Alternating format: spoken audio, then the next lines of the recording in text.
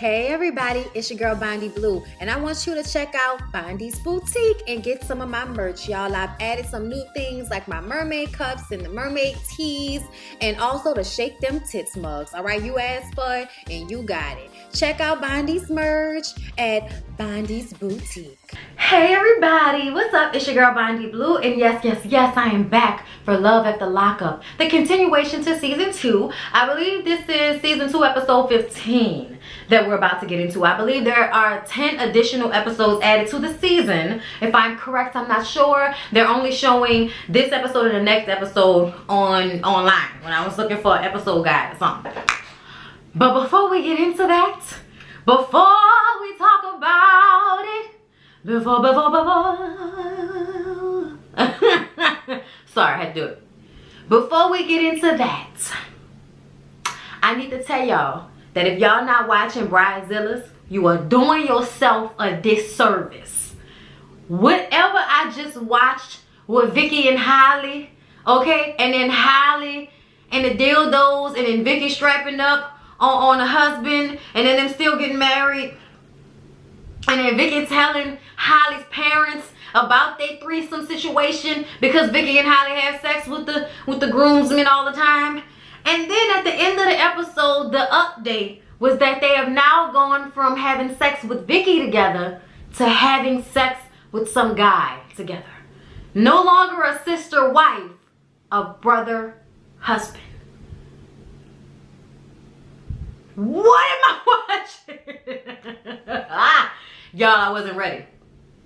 I wasn't ready, and I don't think you will be. So if you didn't watch that last episode, please get into that. Please, Lord, get into that. And that wasn't even the best part, okay? There was a black family that was on there that thought, like, one of the girls' names was Shaka Khan. That was her first name, Shaka Khan. I don't know if they didn't know that Shaka and Khan are first and last names, but whatever. Okay, I just had to tell y'all about it because the shit was hilarious, okay? Hilarious, like Nick Cannon on some shit. Okay, y'all, Clint and Tracy. Y'all, Tracy's back on crack. Like, you can't tell me no different. She looks terrible. And at least 20 years older than she did when I first saw her on this show. Was when, you know, she showed up to marry Clint and then disappeared to do crack that same night, okay? So I'm looking at this situation like, Clint, you done lost your damn mind, okay? Now, Tracy is about to get off parole. I don't know in what state they are in, but it seems as if Tracy keeps getting off scot-free. Maybe it's because of the prison that she went through, the jail system, wherever they live, I don't know. But I think it's hilarious that after all of that stuff she did last year, she is now about to get off parole. And she has to go back to wherever they was to sign the papers to get off of parole. And Clint is worried about her doing crack again. She wants to meet his mom after she convinces him that it's never going to happen again, babe. I'm telling you, I can't even do the accent. It's terrible. I'm not even going to try. But she promises that everything's going to be okay this time. She is not going to disappoint him or his mother. Tracy wants the mama to know that she wants to prove herself to her. And she wants to have a conversation with her and talk to her. You know, men fences. And I'm like, Clint mama don't see it for you, Tracy. None of us, we all together, us, Clint mama, Clint daddy, none of us. Clint ex-wife at the hotel who had to fire his ass because he spent too many days off work trying to run behind your ass. No, none of us are here for Clint and Tracy. I'm sorry, I am not. Tracy is a train wreck, and Clint is somebody begging to be wrecked into a train. Okay, that's what it looks like to me. Now, supposedly they're supposed to be going to Vegas after she gets off parole, and I'm like, why? So she can find better drugs? Like, Clint knows that's not a good decision, but he's gonna do it anyway. So he goes to talk to his mom. Y'all, there are a couple of things. First of all, mom has a really nice house and a really cute dog, okay, that was so beautifully laying in her lap, just sleeping away as she was petting him, trying to stay calm, talking to her retarded ass son. Okay? Clint says, Mom, Tracy is really trying to prove herself. And I promise you, this is the last time. You know, this is the last time it's ever going to happen. She really wants to meet you, Mom. You know, she really wants to form a relationship with you, Mom. And Mama is like, I I don't fuck with Tracy. She gonna hurt your feelings. She gonna break your heart, okay? His mom is sad. His mom is hurt by this because when her son hurts, she hurts. And I just kind of feel like, has there been some overbearingness? Like, you know, maybe I'm saying that word wrong, but maybe his parents spoiled him. And the real definition of spoil. So when your children get to a place where they're only moving off of their emotions as they go. Like, they don't think ahead because they know mom and dad is gonna save me. Mom and dad are gonna be there. You know, I have parents. You know what I'm saying? Like, I feel like Clint is always going for people like Tracy, you know, and I don't mean always because we don't know who he's been with in the past, and his other wife looked like she was fine. But what I mean is making decisions that should have been thought about beforehand, but because he doesn't feel necessarily responsible for himself, I feel like, because he feels like his parents will always come to his aid in one way or another, he can still go out and spend his money and run behind a woman that is on drugs and is only using him to get something out of the situation. Of course, I think Tracy likes the fact that he loves her so much. Maybe she's never experienced that before. But I feel like this is going down the toilet. I'm as sure of it as I am sure of the bags under Tracy's eyes. Megan, Sarah, and Michael. So, Megan is still living in La La Land, y'all. Megan says that she knows what's going on now. She knows about the lies. And I'm like, yet you still talking to him. He's still bae. You know what I'm saying? Like, I'm looking at her like, well, if you so smart and you know Miss Thing, why is you still in this situation? Or rather, why are you still in this situation? Let us know. Inquiring minds want to hear the reasoning. Okay? Oh, let me tell you what the reasoning is. She's put in 2 years. Okay? She's dedicated 2 years to this. 2 years? 2 years? Bitch, 2 years is like the minimum amount of monogamous relationships that I've been in. I've been in several 2-year relationships. Like, I'm just, 2 years ain't shit. 2 years ain't shit. Okay? It's something, but it really ain't shit. Like, me and Lyric have been married for 2 years, but I'm only proud of the 9 years that we've actually been together. We're coming up on 9. In December. It will have been 9 years together. Okay? I am prideful of that. I am not prideful of the 2 years of marriage. Not just yet. I am, but I'm not. Like, when I get to 5, I'll feel better. But 2, psh. Like, it's like, oh, 2 years of marriage. You know what I'm saying? Like, I just kind of feel like it's not that big of a deal. But for her to feel like she can't stop fucking with somebody who she found out wasn't who she thought they was because it's been 2 years is the dumbest shit that I've ever heard. Okay? It is stupid. Alright? And that's just how I feel about it. Megan and Sarah are the same woman with different circumstances and different skin colors. But still dumb. Because see, Sarah knows, okay, has been through this with him before seemingly. And she's still having babies and unprotected sex with him, knowing that he's not faithful, knowing that he will leave you, okay, start an argument with you, make you feel like shit, leave you stressed out with his child, worrying about him, so he can go stay in a hotel room and fuck up on some girl who he met online. Both of y'all should be ashamed of yourselves for the fact that y'all want to be with a man that has nothing to give y'all but some dick and a headache. Y'all give money. Y'all make sure he's straight. You're talking to him. You're fucking him when he's not in jail. For Sarah, you would letting him impregnate you. For you, Megan, you letting him take your virginity. Like, y'all just out here putting a lot on the line when y'all are getting nothing in return. And y'all, I remember not last season, but before the show went off, there was a scene when she was like begging this nigga to talk to her.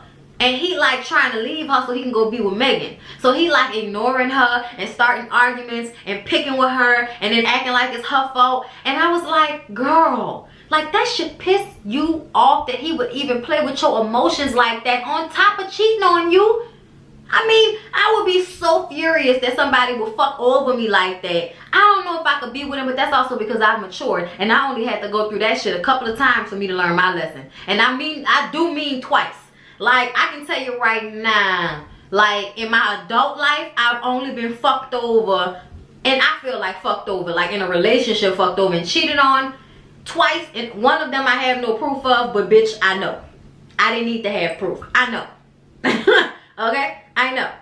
So I just kind of feel like, when you gonna get tired of being treated like shit? When you gonna get tired of this dude, you know, fucking over you, going in and out of jail, just basically being a chore for you and an ache in your heart because he ain't never giving you what you need? The best thing any of these women can do is create some distance and give themselves time to get over him and find somebody that's not going in and out of jail, okay? That's not married already, Megan, okay?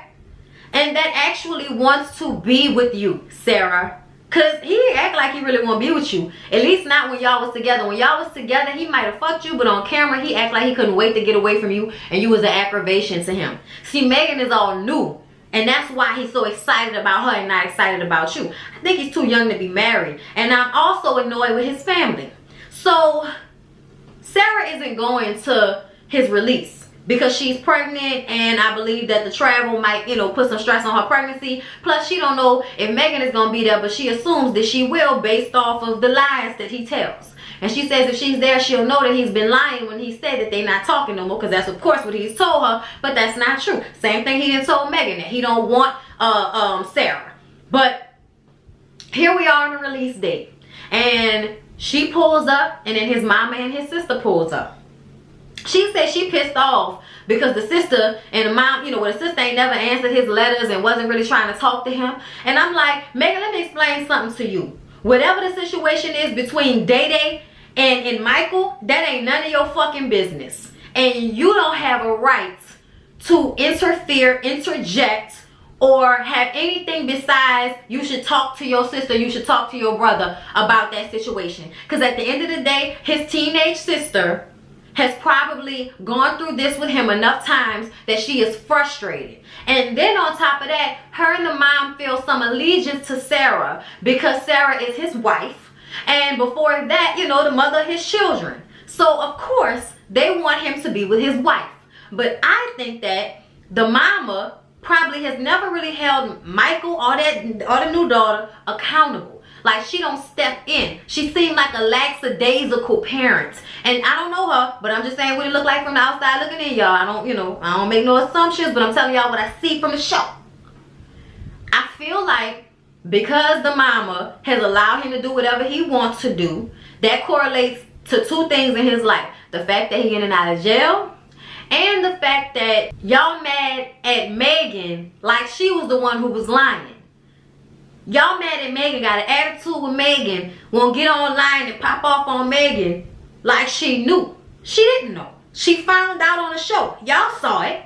But y'all sit up here and be angry, but y'all was in her face. Mama, you was in her face, spoke to her more than once, and you didn't tell her that he was married. And now Megan wants to know why the mama didn't tell her that he was married. So here's my thing. You can't get mad now that she wants to continue a relationship with him when you didn't care enough to say that he was married when you met her, because you wanted to cover up for your son, because there's no accountability for Michael, which is why he feels like he can fuck over people the way he do, why he feels like he can play with Sarah's emotions and then play with Megan's emotions and then go in and out of jail and all of this shit. He's always thinking that he can get over, and yeah, okay, that last time he was 10 minutes late, but you should have known better and shouldn't have scheduled those two things so closely together knowing that that had already been an issue. He don't learn. And that's the problem, because he feels like he don't have to. Because he's never really been held accountable except for when he gets put in jail. And it doesn't seem to faze him that much since, you know, he just be going back shit. Hopefully he can stay out of jail this time. But I'm looking at Michael's mama like, bitch, you're responsible for him because he is not accountable for the way he treats women. And he is not accountable for the decisions and lies that he tells that you sit there and co-sign. And you co-sign it by sitting there in silence. So to me, I don't understand why Mama and Daddy got such an attitude with Megan. Megan comes over to the car to try to talk to them, and the daughter jumps out the car. I don't want to talk. I already said I don't want to talk. You know, like I felt like, to me, her physicality made me feel like she wanted to fight Megan. Like when she got out the car. So I'm like, why is she getting out the car? All she had to do was roll up the window and say, bitch, go to the other side and talk to her. I don't want to talk to you. Go over there. Like, you know what I'm saying? I don't even understand why she went on that side with Day Day. She wanted to talk to Day Day about that Twitter shit. Prove a point that you and Day Day talked about what it really was, and then she still got online in defense of Sarah trying to make you look like a homewrecker. At the end of the day, she's a fucking child. So I wouldn't have no words for her.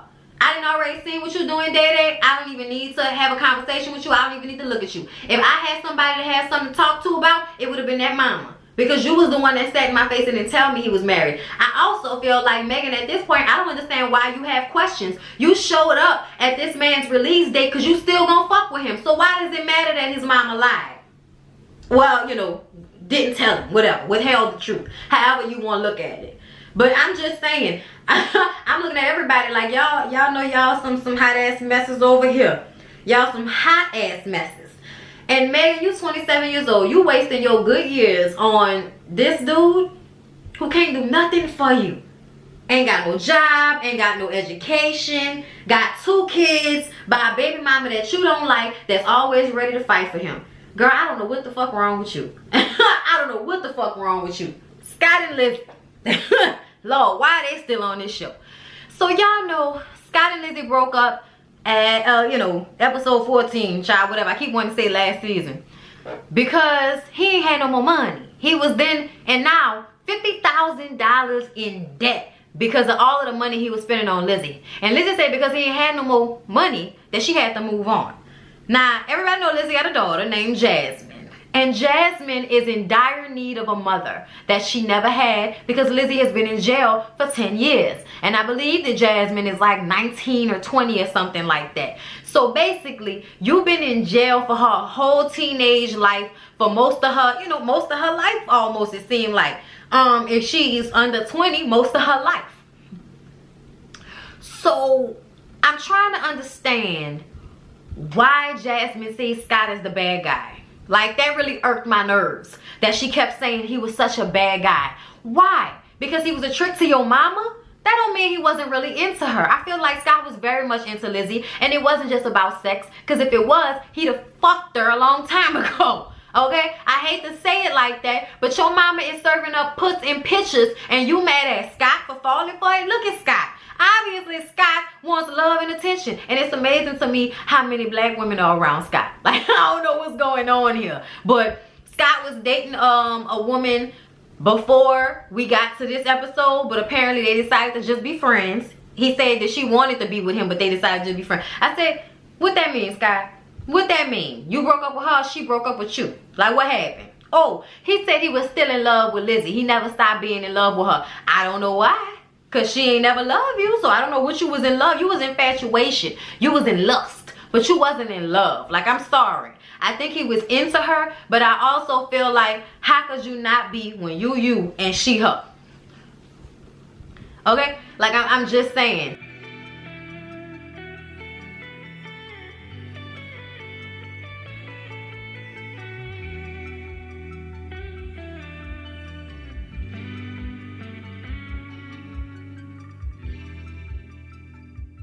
Lizzie is still working at the factory. She got a job, you know, last time we saw them. And now she's working. And she and her daughter Jasmine go get tattoos that say Mama Bear and Baby Cub or some shit like that. Which I thought was stupid, since Lizzie just sat there and said that Jasmine was like the mama because she calls her for advice and everything. I said, oh, word?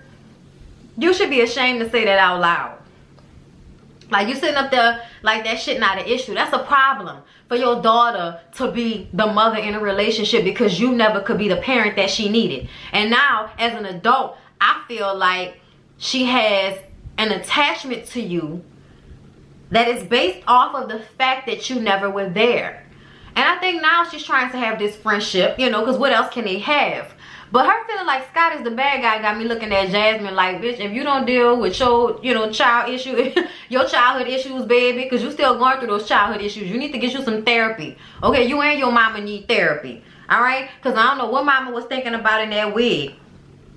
That wig was a hot ass mess. I just want to say that. Move on. Andrea and Lamar. 2 new people. For me anyway. I believe they were probably on season 1. But Andrea and Lamar, she's a Mormon with 2 kids, okay? 2 teenage kids, it looked like. And she moved from Utah to be with Lamar in Los Angeles.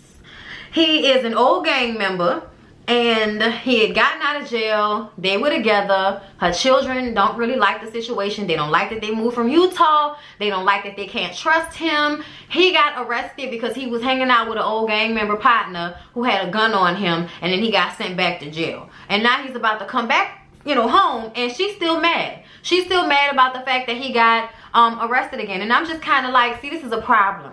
Because if you gonna welcome him home with anger over this shit, you might as well not be with this man. Like, I'm just saying, this is what you signed up for. So when it happens again, you need to be mad. And then if you're going to take him back and still be with him, you need to not welcome him home with a cold shoulder because you mad that he got arrested again. When I feel like that's what you signed up for. I'm just saying. Like, I would be upset. But when he came home, I wouldn't exactly be showing that I was upset. Especially if I had went through the trouble of marrying his ass and moving to another state to be with him. Just saying. She describes the relationship between her and her son is like Norman Bates and his mom. I said, baby, that's the issue. That's a problem. Why are you saying that like that's okay? Like Norman Bates like had an undercover sexual relationship of some sort with his mom. Wanted to be his mom. Like, that's not healthy. And apparently Lamar explained their relationship in that way. I probably wouldn't like this nigga either if I was the son or the teenage daughter who is just detached because she ain't got time to put her feelings on the line for this fuck nigga. Okay? Like, I can see it all on her little pretty face. Marcelino and Brittany have their new baby, Zola. And her son spends a lot of time with them at their home. And then they got a dog and a house. They're doing good. They're working. They're having a good life, right? Amanda is still a friend. So Amanda and Sasha come over. Y'all know Sasha was her cellmate. And they're still very close. We all look at Sasha like we amazed that, you know, Sasha went to jail. Just don't come off no rough and tumble. That's because we hadn't seen her mugshots. Sasha was arrested and charged with the murder of 2 people, attempted murder, conspiracy to commit robbery, and then other multiple robbery charges that they probably, you know, they trump up charges. They make shit up. They be the same thing as far as I'm concerned. Like, it's so much shit that sometimes don't make sense. Now, conspiracy means that, bitch, you planned it out and then you executed it. So planning it is different from executing it, because sometimes somebody can plan something and not execute it, but then if you planned it, then you still deserve to be a part of the downfall. You know what I'm saying? Okay. So she can possibly be spending the next 20 or 30 years in jail. 10 to 30 years in jail based off of these charges. They dropped the murder charges because she didn't commit the murder, but they still charging her with the robbery and the conspiracy to commit robbery. She's already been in jail for 4 years, and then she was on probation for, off on bail. She was out of jail on bail, on bail for 2 years now. So now she's about to go back to get sentenced for what happened. And it's a possibility she could be spending a long time in jail, or a few years, or maybe none. But she said that she really wanted to apologize to the family because she didn't mean for that to happen. That's not what the plan was, to kill anybody. And it sounds like something where, you know, a young girl is being stupid, probably behind some boy. And then also behind the money and the thrill of doing the wrong thing. You know, doing fucked up things is fun for some people until they ass end up in jail for the rest of their life. Because 20 to 30 years, sis, that's a long time. And that's your childbearing years too. You know what I'm saying? Like, she in her 20s or her 30s now. She got to be in what, her mid 20s now, 25, something like that. 45, 55, yeah. That's cutting close. And you might be able to pull that out, you know, in another 20 or 30 years. You never know what science will take us. But normally you need money for those types of things. Okay, girl, you're going to have to die. I don't know. And if they do, they let you die when you got a record and you've been in jail 23 years? Girl, yeah, I don't know. Because she was talking about she wanted a family. And I'm just like, ooh. You see, I'm making the wrong decision at a young age could fuck you up for 30 and 40 years in the future. Lord have mercy. I hope that she don't get that much time, because it really do seem like this is a situation where somebody was young and fucking up. I think the people who murdered the man obviously need to go to jail, but if she ain't had no parts to the actual murder, then I think the 4 years and probably another 5 or 7 years on probation after she get out of jail, she'll be all right. I think that, you know, because y'all know they put you on probation forever, you know, just to let you out of jail so that they can make room for all of the other people that they're arresting, justly and sometimes unjustly. But let's talk about Marcelino and how he had a problem with leaving Brittany at home alone with the two of them, wine, and his brand new baby. Which that little baby is the cutest thing I've ever seen. Like, just the cutest little thing. Them little jaws, I was like, look at them little jaws. The cutest thing, okay? The cutest. And the way Marcelino holds and kisses on his baby, like, I just love to see big ass, strong, crazy looking men love on their children. Something about the juxtaposition warms my soul. But yeah, he had a problem with leaving the baby with her while she was drinking. He kept trying to make it seem like it was about the wine. But we know it's about the fact that Sasha and Amanda are here, and you don't like the fact that she still hangs with her jailbird friends. And I feel like he has a right to feel that way, but don't you ever question your child's safety around its mother unless there's a real reason to. Unless she had postpartum or you suspect she back on drugs. But I think she can have a glass of wine or two and still be responsible enough to make sure that her baby lives for, you know, you to get home. Like, I